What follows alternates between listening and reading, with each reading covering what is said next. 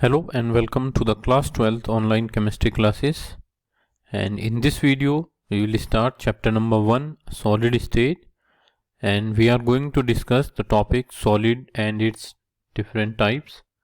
First of all, we will study different type of properties or different properties of solid, and we have to study two different type of solid. First is crystalline solid and second one is amorphous solid. So, okay, let's start it.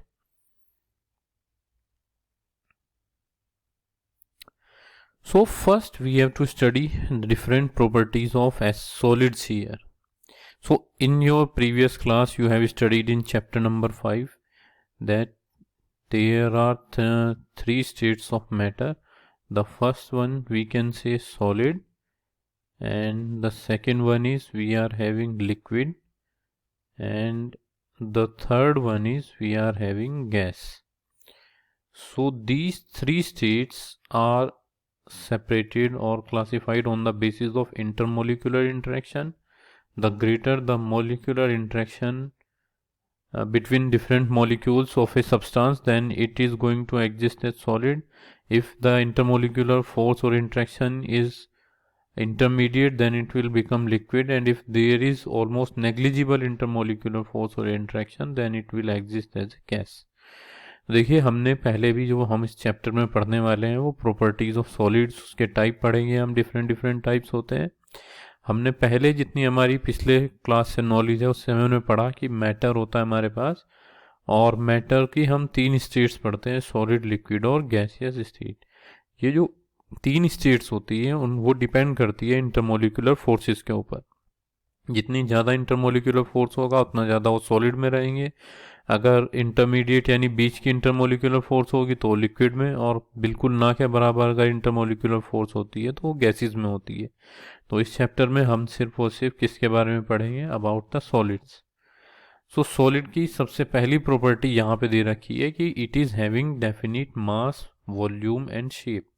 इसका जो mass होता है वो definite होगा, means there will be no change in its mass, there will be no change in its volume and there will be no change in its shape. तो इसके जो मास होती है, वॉल्यूम है और जो शेप है वो हमेशा क्या रहती है, डेफिनेट रहती है. हम इंटरमोलिकुलर जो सब्सटेंसेस हैं उसको इस तरह से कंसिडर कर लेते हैं कि वो एक सॉलिड के अंदर बहुत ही ज़्यादा क्लोज प्रोक्सिमिटी में रहते हैं, और सॉलिड्स जो होता है वो इनका मतलब अरेंजमेंट होता है डिफरेंट हमारे पास जो मॉलिक्यूल्स होते हैं, या हम उन्हें क्या बोलते हैं, कॉन्स्टिट्यूएंट पार्टिकल्स. और कॉन्स्टिट्यूएंट पार्टिकल हमारे एटम्स, मॉलिक्यूल और आयंस, तीनों में से कोई भी एक कंपोनेंट हो सकता है इसके अंदर. तो यहाँ पे क्या है कि क्लोज पैकिंग है, तो इसी वजह से इनका जो मास होगा वो क्या हो जाता है, ऑलमोस्ट सेम हो जाएगा. इनकी जो वॉल्यूम हो गई, अब अगर हम इसमें वॉल्यूम कंसिडर करें, ये 2 डायमेंशन में, अगर इसे 3 डायमेंशनल कंसिडर करें तो वो भी इसकी डेफिनेट रहती है, शेप भी इसकी क्या होगी, एक डेफिनेट आ जाती है. अब हम देखते हैं इंटरमोलिकुलर डिस्टेंस. तो यहाँ पे मॉलिक्यूल्स जो हैं वो बहुत ज़्यादा टाइटली पैक्ड हैं, तो इनके जो इंटरमोलिकुलर डिस्टेंस है वो बहुत ज़्यादा शॉर्ट है, यानी बहुत कम है. अब इंटरमोलिकुलर फोर्स क्या होगी, बहुत ज़्यादा स्ट्रॉन्ग है, ये स्ट्रॉन्ग होगी तो ही वो एक दूसरे मॉलिक्यूल को पास में होल्ड करके रख सकती है.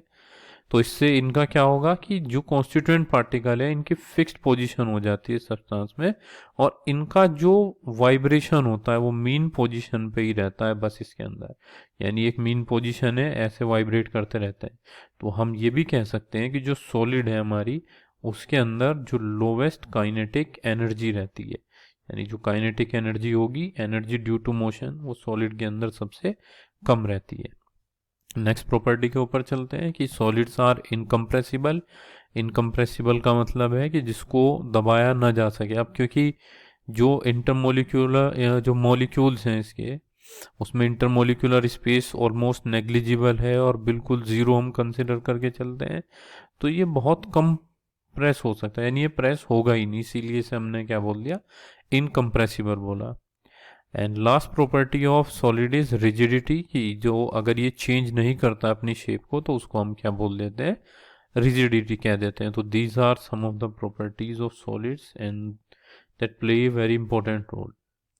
सो now we move on to the next topic, that classification of solids.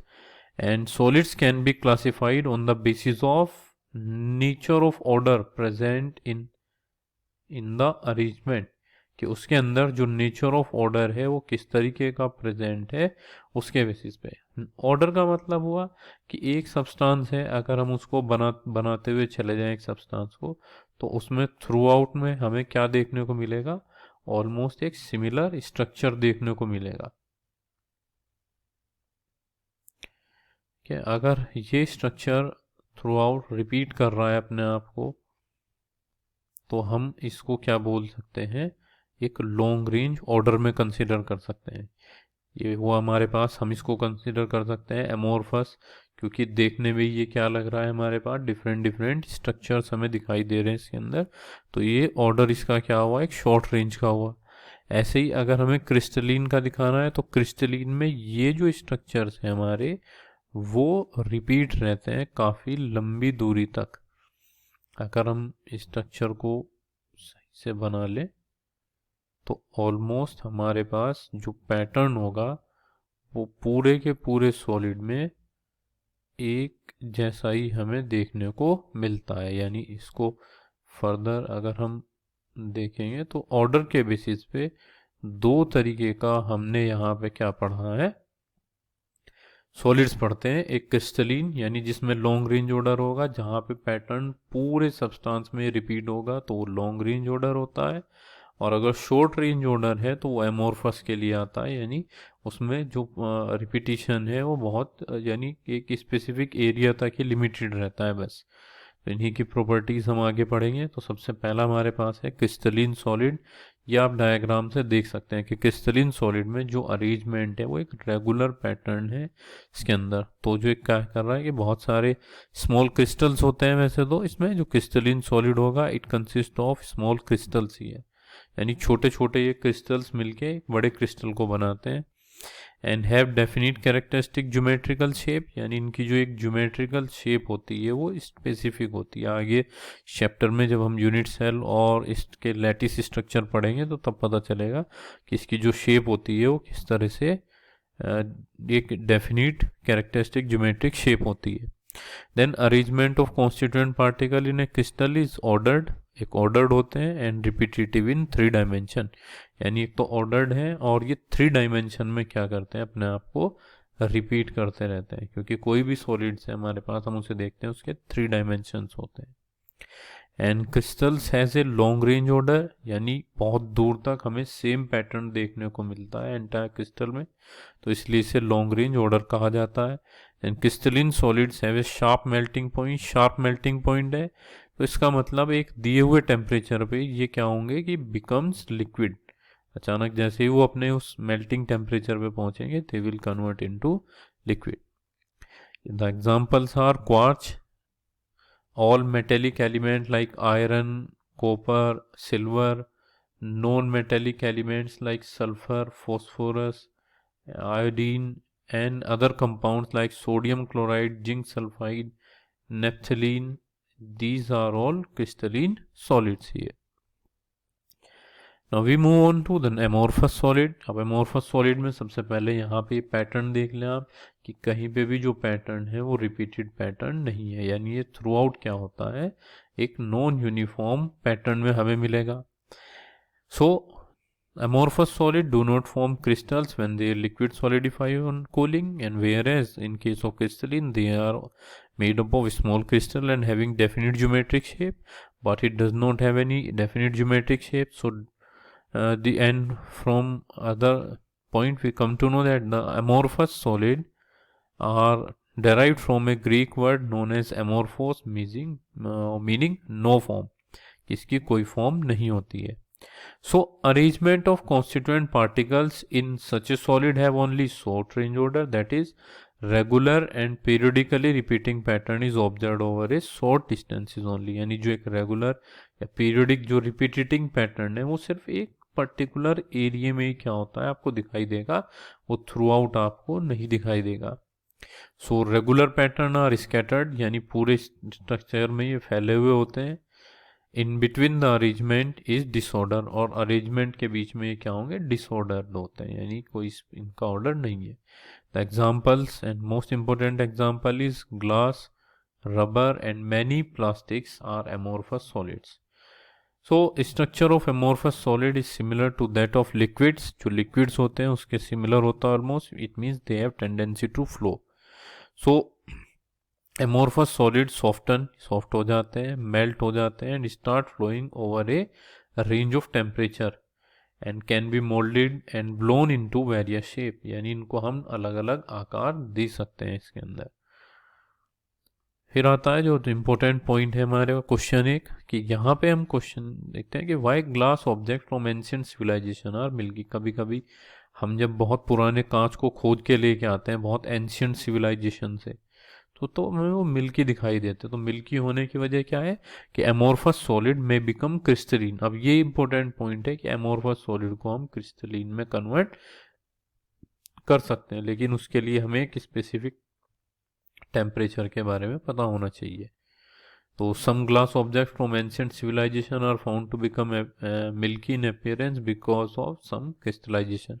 तो एमोर्फस सॉलिड है, आप जैसे वो मिट्टी में जाते हैं तो टेम्परेचर वेरी करेगा तो वो क्रिस्टलीन में बदल जाता है, और जैसे ही एक ग्लास है वो क्रिस्टलीन में बदलेगा तो वो मिल्की हो जाता है. दूसरा कि why amorphous solids are considered as super cooled liquid. क्यों बोला जाता है? क्योंकि because amorphous solids have tendency to flow. उन्हें बहने की क्षमता होती है, यानी वो फ्लो कर सकते हैं, तो इसीलिए उन्हें क्या बोला जाता है? सूडो सॉलिड्स या सुपर कूल्ड लिक्विड भी कंसिडर किया जाता है.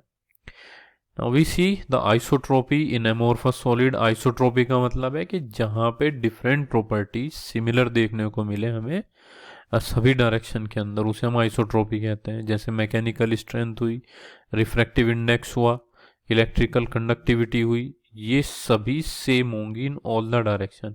और एमोर्फस सॉलिड में आइसोट्रोपी होती है क्योंकि शॉर्ट रेंज ऑर्डर है उसके अंदर, और जो ओवरऑल अरेंजमेंट है वो इक्विवेलेंट होगा in all direction. So that's why it is isotropic in nature. So value of any physical property would be same along any direction. And whereas in case of crystalline solid it is anisotropic.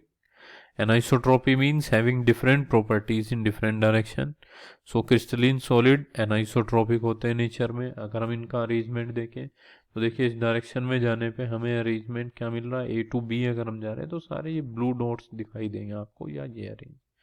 लेकिन जैसे ही आप यहाँ से C से D position पे देख रहे हैं तो आप अल्टरनेटिव अरेंजमेंट इसमें देख सकते हैं. तो एक क्रिस्टलिन सॉलिड के अंदर डिफरेंट डायरेक्शन में जाने में डिफरेंट हमें क्या मिलता है इसके अंदर? एक पैटर्न देखने को मिलता है एक लाइन के अंदर. तो इसीलिए इनकी जो प्रॉपर्टी होती है वो फिजिकल प्रॉपर्टीज और जो इलेक्ट्रिकल रेजिस्टेंस और रिफ्रैक्टिव इंडेक्स हैं वो क्या होते हैं? डिफरेंट होते हैं. तो डिफरेंट वैल्यू दिखाते हैं when measured in different direction, and this arise from different arrangement of particle in different direction. यही है कि आप डिफरेंट डायरेक्शन में डिफरेंट पार्टिकल्स अरेंज रहते हैं इसके अंदर.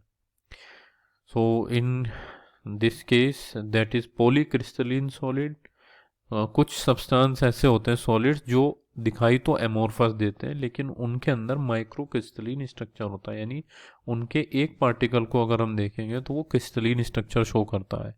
इसका एक एग्जांपल है हमारे पास मेटल्स. फिर से बताते हैं कि एक ऐसा पैटर्न कि जिसमें छोटे लेवल पे यानी माइक्रो लेवल पे क्रिस्टलिन स्ट्रक्चर शो करेगा, लेकिन बड़े लेवल पे वो हमें कैसा दिखाई दे रहा है? एमोर्फस.